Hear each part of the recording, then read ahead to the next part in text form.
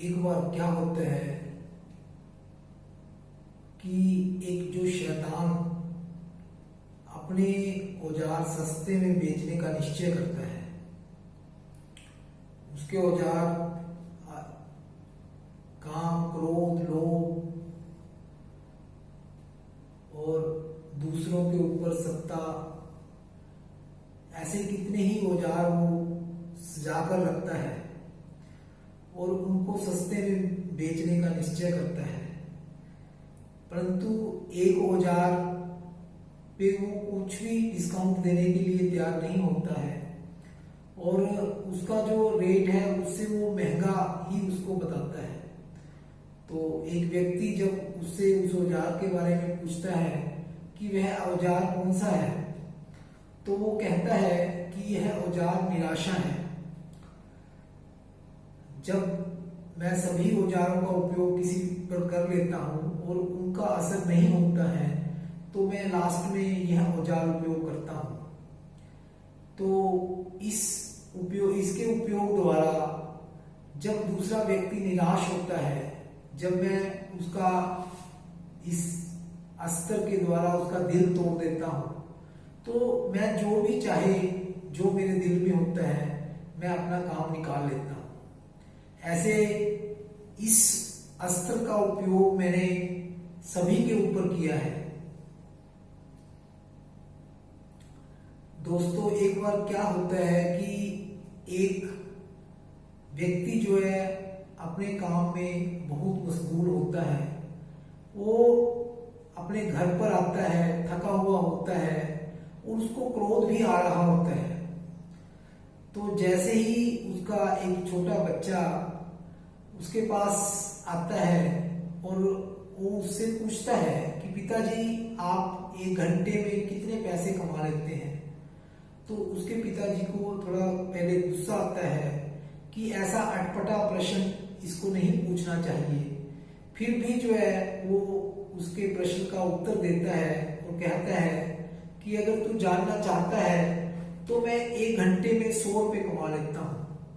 तो एकदम जो बच्चा आहा करके सोचता है कि पिताजी, आप मुझे 50 रुपये दे सकते हैं।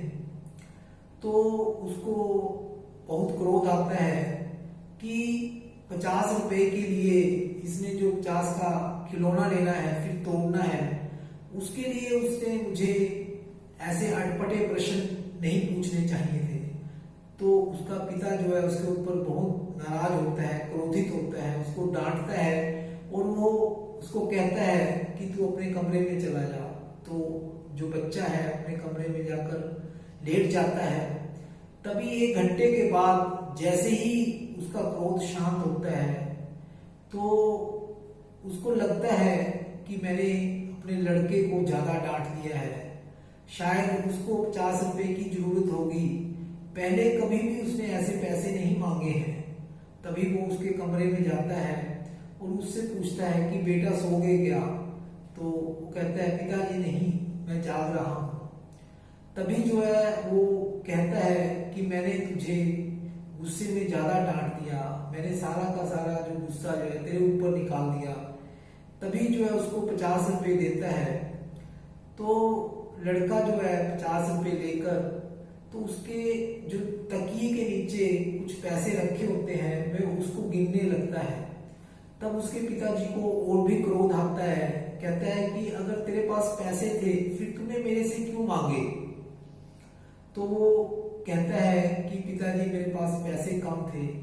तभी वो सभी नोटों को ठीक से तरकीब से लगाकर उसके 100 रुपये बनाकर अपने पिताजी को थमाता है और कहता है कि पिताजी, अब मैं आपका 1 घंटा खरीद सकता हूं। तो दोस्तों, ऐसे ही एक बार क्या होता है कि 2 दोस्त जो है रेगिस्तान में घूम रहे होते हैं। तो बीच में उनका थोड़ा आपस में झगड़ा होता है, कहासुनी हो जाती है। तो एक दोस्त दूसरे दोस्त को थप्पड़ मार देता है।